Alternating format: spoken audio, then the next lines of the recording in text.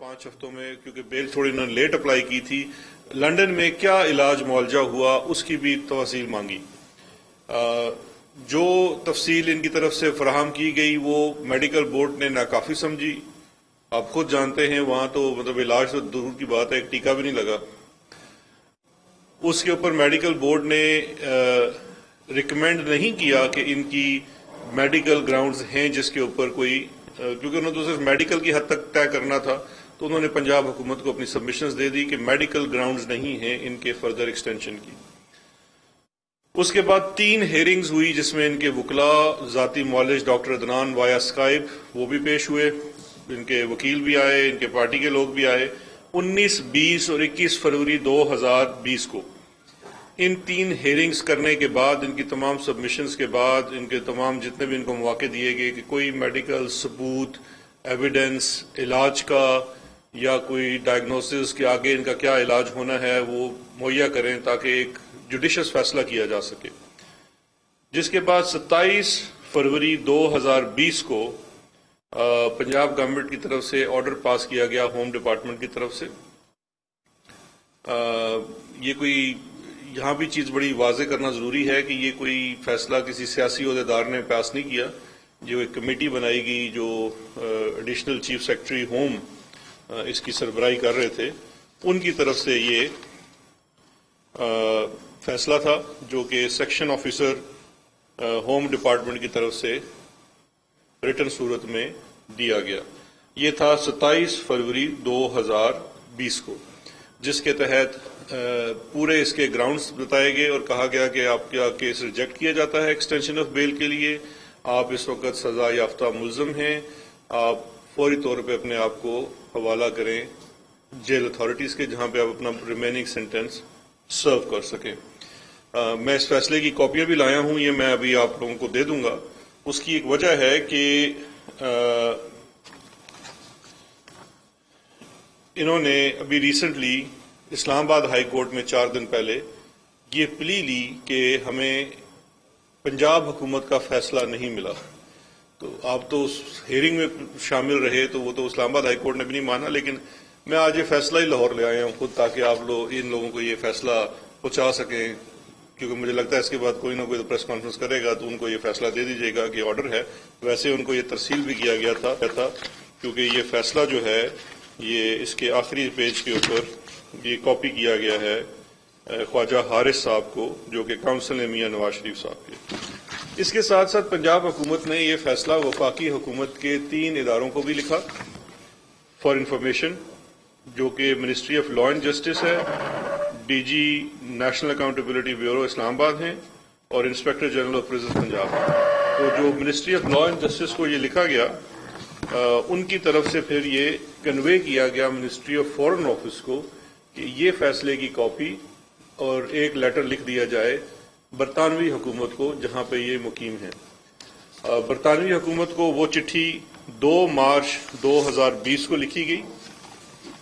اس کی کاپیز میں آپ کو نہیں دے سکوں گا، یہ چونکہ ڈپلومیٹک کمیونیکیشن ہے، لیکن یہ کاپی ہے میرے پاس۔ یہ 2 مارچ 2020 کو لکھی گئی برطانوی حکومت کو پاکستانی حکومت کی جانب سے، ہمارے ہائی کمشنر لندن میں ان کی طرف سے لکھی گئی، جس کے ساتھ یہ فیصلہ جو ہے ساتھ اس کے لگا کے برطانوی حکومت کو لکھ دیا گیا، جس کے مطابق یہ کنوے کیا گیا کہ نواز شریف صاحب کی بیل کورٹ سے بھی ایکسپائر کر چکی ہے، پنجاب حکومت بھی ان کی بیل کو خارج کر چکی ہے، تو اس لیے اب ان کا جو سٹیٹس ہے وہ ایک مفرور کا ہے، اور وہ مفرور جو کنوکٹڈ ہے، سزا یافتہ ہے، یہ پینڈنگ ٹرائل نہیں ہے، ان کو سزا ہو چکی ہے، تو اس لیے آپ ان کو وہاں سے واپس بھجوا دیجیے۔ اس کے بعد جو ابھی ریسنٹ اس میں ہے 18 اگست کو 2020 کو اسلام آباد ہائی کورٹ میں بھی انہوں نے اپلائی کیا ہوا تھا، اس کی ہیئرنگ تھی۔ اسلام آباد ہائی کورٹ نے وہی بات کی جو میں بھی آپ سے ساری بات کر چکا ہوں۔ انہوں نے یہی کہا کہ آپ کا سٹیٹس اس وقت مفرور کا ہے، تو آپ کی بیل تو ختم ہو چکی ہے، ایکسپائر ہو چکی ہے، آپ کے پاس بیل نہیں ہے، آپ کو واپس آنا ہوگا۔ تو یہ اس وقت ان کا سٹیٹس ہے۔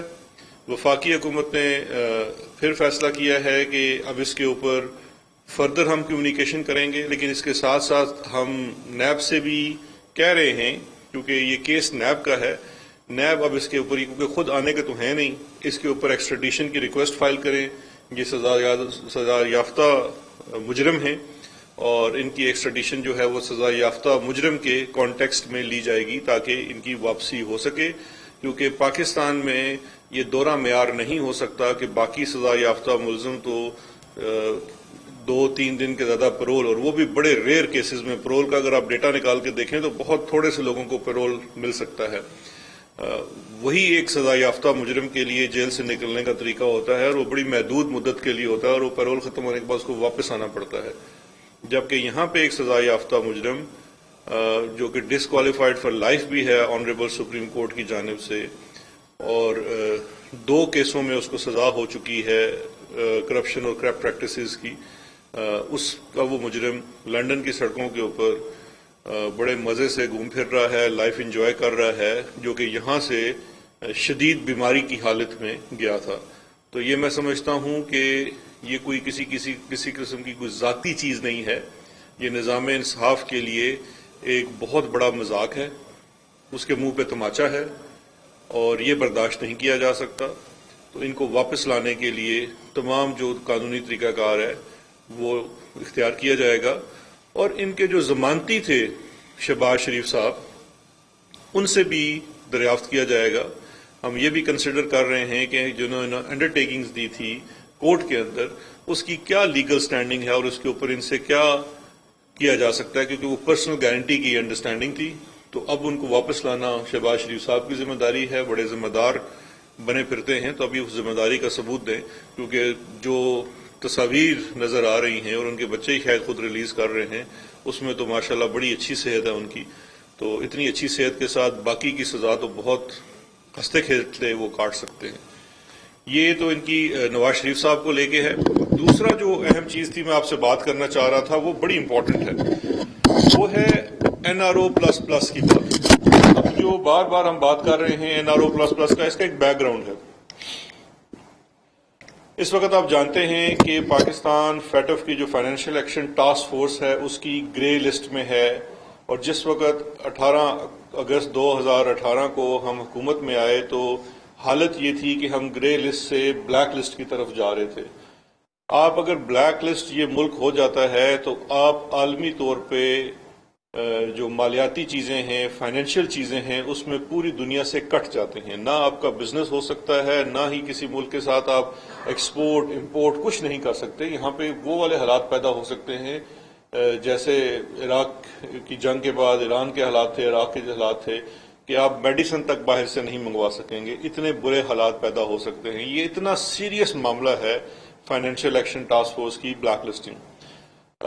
ہماری حکومت نے آتے ساتھ اس ایشو کو بڑا سیریسلی ٹیکل کیا اور ایک بڑی ایکٹیو انگیجمنٹ اس کے فورمز کے اوپر، جس میں APG ہے ایک فورم جس کے اوپر آپ کی انگیجمنٹ ہوتی ہے، فیٹف کے اندر انگیجمنٹ ہوتی ہے، لسٹ آف تھنگز دی جاتی ہیں ان ممالک کو جو گرے لسٹنگ میں چلے جاتے ہیں اپنے نظام کو امپروو کرنے کے لیے.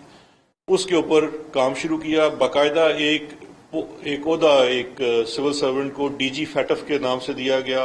اس DG فیٹف کے ساتھ جتنے الائیڈ ڈپارٹمنٹس جن کا کنسرن ہے، چاہے اس میں CTD ہے، FIA ہے، نیب ہے، FMU ہے financial monitoring unit, state bank of Pakistan ہے، منسٹریز ہیں، پروونشل گورنمنٹس ہیں اکراس پاکستان، اس میں سندھ بھی شامل ہے، پنجاب، KP، بلوچستان، سب کی کوآرڈینیٹڈ ایفرٹ کے ساتھ یہ پورا ایک فورم بنایا گیا تاکہ جو فیٹف سے ریلیٹڈ جو ہمارے ہاں کمیاں کوتاہیاں ہیں ان کو ایڈریس کیا جائے اور پاکستان گرے لسٹ سے نکل سکے. نہ صرف کہ وہ بلیک لسٹ میں نہ جائے، واپسی پہ وہ وائٹ پہ آ جائے.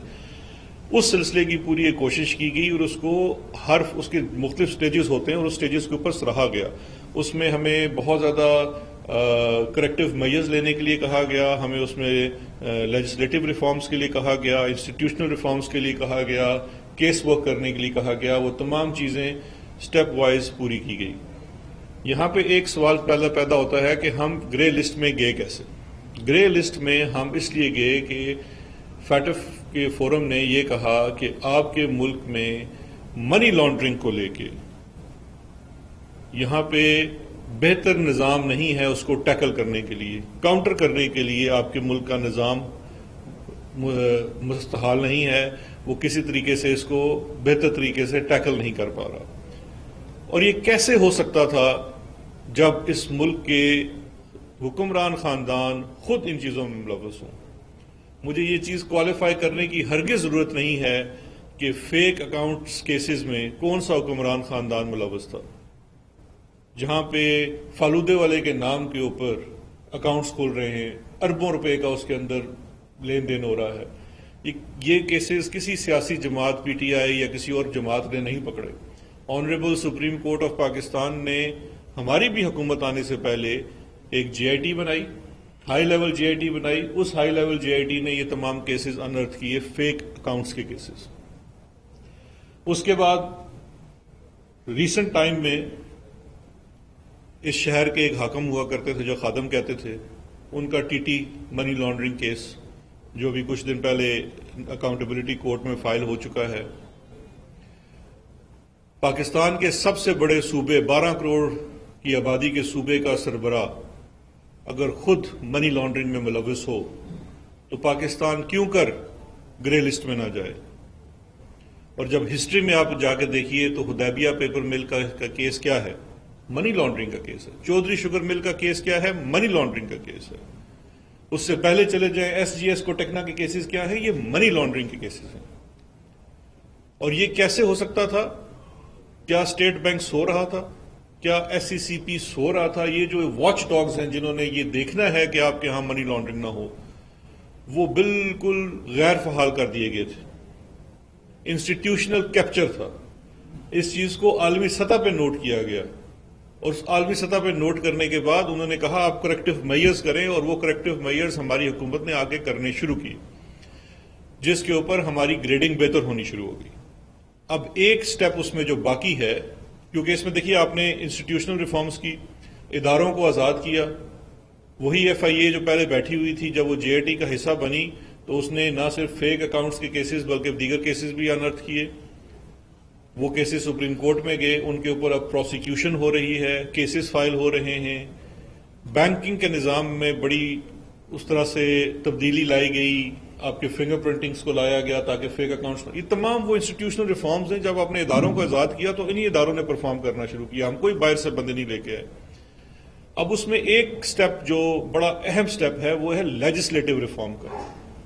فیٹف نے ہمیں ایک نمبر آف لاز ہمارے ملک کے دیے کہ ان کے اندر آپ کو کریکٹیو چیزیں کرنی ہیں اور ان کو اور زیادہ سٹریم لائن کرنا ہے، سخت کرنا ہے، جہاں پہ یہ چیزیں ممکن نہ ہو سکیں جیسی ماضی میں ہوتی رہی. جس کے اندر اینٹی ٹیررسٹ ایکٹ کے اندر ٹیررسٹ فائنینسنگ کو لے کے ہمارے ہاں امینڈمنٹس ہیں. اس کے اندر ہمارے مختلف جو فائنینشیل انسٹیٹیوشنز ہیں اس کے اندر بینیفیشل اونرز کو جو چھپانے کا پہلے ایک قسم کا الاؤنس تھا اس کو ختم کرنے کی بات کی گئی. ان تمام قوانین کو ہم نے چینج کیا، اور اب پہلے ہم اس کو آرڈیننسز کی صورت میں لے کے آئے تھے، اب ہمیں اس کو ایکٹ کی صورت میں پاس کرانا تھا. اس سلسلے میں کیونکہ ہماری اکثریت پارلیمان میں نہیں ہے، سینٹ میں ہمیں اپوزیشن کا تعاون درکار ہے، اس کے لیے ان کے ساتھ انگیجمنٹ شروع ہوئی. اس انگیجمنٹ کے اوپر ہم کافی حد تک کچھ بلز کو پاس بھی کروا سکے ہیں. لیکن اس وقت جو چیز پھنسی ہوئی ہے، جہاں پہ N R O plus plus کی بات آتی ہے، وہ سیم ایشو ہے جس کی وجہ سے ہم فیٹف کے اندر گرے لسٹ میں ہیں، اور وہ ایشو ہے منی لانڈرنگ کا. اب منی لانڈرنگ کا ایشو کیا ہے؟ منی لانڈرنگ کا جو ایشو ہے وہ ایک طرف پوری دنیا ہے، اور پاکستان تحریک انصاف بھی منی لانڈرنگ کو اسی پیرائے میں دیکھتی ہے جس طرح سے پوری دنیا دیکھتی ہے کہ money laundering is mother of all crimes. Money laundering چاہے آپ فائنینشیل کسی چیز کے لیے کریں یا ٹیررزم کے لیے کریں یا کسی بھی قانون کے لیے کریں، کسی بھی جرم کے پیچھے پیسہ ہوتا ہے اور اس پیسے کے آگے پیچھے کرنا ہے، منی لانڈرنگ ہے. تو منی لانڈرنگ آپ کے نظام کے اندر برداشت نہیں کی جانی چاہیے. یہ بیسک کانسیپٹ ہے، یہ پوری دنیا کا اس کے اوپر ایک اتفاق ہے. 9/11 کے بعد بڑا سٹریم لائن کیا گیا اس سسٹم کو، ہم بھی اس کے ساتھ مانتے ہیں، اور ہم یہ کہتے ہیں کہ منی لانڈرنگ ایک سیریس آفینس ہے اور اس کو سیریسلی ہینڈل کیا جانا چاہیے، اور اپنے نظام کے اندر کوئی لوپ ہولز نہیں ہونے چاہیے جہاں سے ہو سکے. لیکن اپوزیشن کا انفارچونیٹلی اس کے بارے میں خیال کچھ اور ہے، اور یہ ایک نظریاتی اختلاف ہے ہمارا اپوزیشن کے ساتھ. وہ یہ سمجھتے ہیں کہ منی لانڈرنگ کوئی بڑا آفینس نہیں ہے، یہ کوئی سیریس آفینس نہیں ہے، یہ ایسے کوئی ٹیکسٹ بکس کی بات ہے۔ ہم ان سے بارہا عرض کر چکے ہیں، آپ کو کنسیپچل کلیئرٹی کی ضرورت ہے۔ منی لانڈرنگ ایک انتہائی سیریس آفینس ہے جس کو پوری دنیا مانتی ہے۔ آپ اپنی 1.5 انچ کی مسجد بنا کے کیسے بیٹھے رہیں گے؟ یہ ایک سیریس آفینس ہے، اس کو سیریسلی ٹیکل کرنا ہے اور دنیا کو دکھانا ہے کہ پاکستان ایک ریاست کے طور پہ منی لانڈرنگ کو ایک سیریس آفینس سمجھتی ہے۔ اس میں اور یہ جو پورے بلز کو پاس کرانے کی کوشش ہے یونینیمٹی سے، یہ ایک نیشنل کاز ہے، یہ اس ملک کے لیے۔ آج ہماری حکومت ہے، کل دوسری کسی پارٹی کی ہوگی، کل کوئی اور ہوگا، لیکن جو پاکستان کا اسٹیچر اقوام عالم میں ہے وہ وہی ہوگا جو ہمارے اداروں کا، ہمارے قوانین کا ہے۔ تو اس سلسلے میں جو سب سے بڑا اس وقت باٹل نیک ہے وہ یہی ہے کلیش آف آئیڈیالوجی کا۔ ہم یہ چاہتے ہیں کہ منی لانڈرنگ کے، اور یہ ہم نہیں چاہتے، فیٹف نے ہمیں لسٹ دی ہے کہ آپ قوانین کے اندر یہ تبدیلی کریں۔ اب فیٹف کی لسٹ کے اوپر اگر اپوزیشن کہتی ہے کہ منی لانڈرنگ کو آپ سیریس آفینس نہ گنیں تو ہم یہ نہیں کر سکتے۔ اگر ہم ان کے ساتھ کرنا بھی چاہیں تو ہم نہیں کر سکتے۔ اگر ہم ایک لمحے کے لیے اپنے منشور سے ہٹنا بھی چاہیں تو ہم نہیں کر سکتے، کیونکہ پورا مقصد اس ایکسرسائز کا فیٹف کے ساتھ یہی ہے کہ اس کو ایک سیریس آفینس تصور کیا جائے۔ اس کی پروسیکیوٹنگ اور ایک اعتراض یہ ہے کہ پروسیکیوٹنگ اینڈ انویسٹیگیٹنگ ایجنسی جو ہے عاملہ کے قانون کے تحت 2010 کا جو قانون ہے جس میں ترامیم کی جا رہی ہیں، اس میں سے نیب کا لفظ نکال دیا جائے تاکہ نیب منی لانڈرنگ کے آفینسز کو نہ پروسیکیوٹ کر سکے نہ انویسٹیگیٹ کر سکے۔ میرا آپ سب بھائیوں سے سوال ہے، آپ تو لاہور کور کرتے ہیں سارا، اس کے پیچھے کیا مقصد ہے؟ کس کیس کے اندر فیصلہ ہوگا؟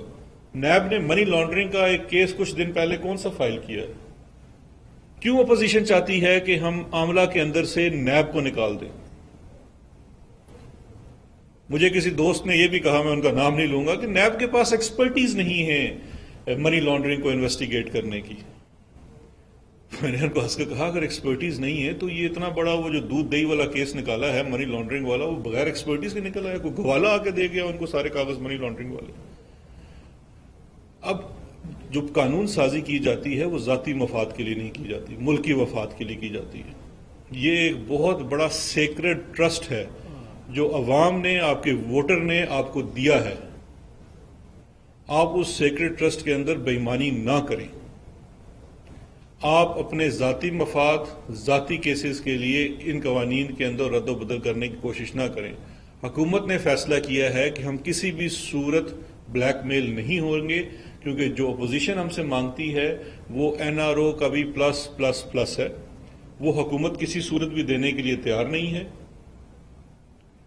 ہم پوری دنیا سے کٹ کے نہیں بیٹھ سکتے۔ پوری دنیا ایک طرف جا رہی ہے، کرائم سے فائٹ کر رہی ہے، منی لانڈرنگ کو کرمنلائز کر رہی ہے، اس کے اوپر سخت ایکشن لے رہی ہے، اس کو اپنے سسٹم میں سے نکال رہی ہے، گنجائش نہیں رکھ رہی ہے، اور ہم یہ کہتے ہیں کہ یہ سیریس آفینس نہیں ہے۔ یہ ایک انتہائی نان سیریس ایٹیٹیوڈ ہے۔ اپنے ذاتی اور اپوزیشن جماعتوں سے بھی میری درخواست ہے کہ اپنے کچھ لیڈروں کے ذاتی کیسز سے ہٹ کے ملکی مفاد کو سوچیں اور اپنے کانشیس، اپنے ضمیر کے مطابق فیصلہ کریں۔ قانون سازی کو فار دا سیک آف قانون لے کے چلیں۔ ہر قانون، جب آپ قانون بناتے ہیں اپنے ذاتی کیس کے لیے، ذاتی مفاد کے لیے، وہ اچھا قانون نہیں ہوتا۔ ان کو عدالتوں نے بھی نہیں چلنے دینا۔ تو خدا را ہمارا مذاق بنانا بند کریں۔ آپ کو عمران خان صاحب نے N R O plus plus کیا، اس کا اینڈ بھی نہیں دینا۔ آپ جتنا مانگتے رہیں، جتنا گڑگڑاتے رہیں، یہ نہیں ہوگا۔ قانون تو انشاءاللہ ہم پاس کرائیں گے اور ہر صورت پاس کرائیں گے۔ آپ اگر اس میں حصہ ڈالنا چاہیں تو بہت اچھی بات ہے، نہیں ڈالیں گے تو انشاءاللہ ہم یہ قانون پاس کروائیں گے اور اقوام عالم میں پاکستان کا وہ عزت اور وقار بحال کریں گے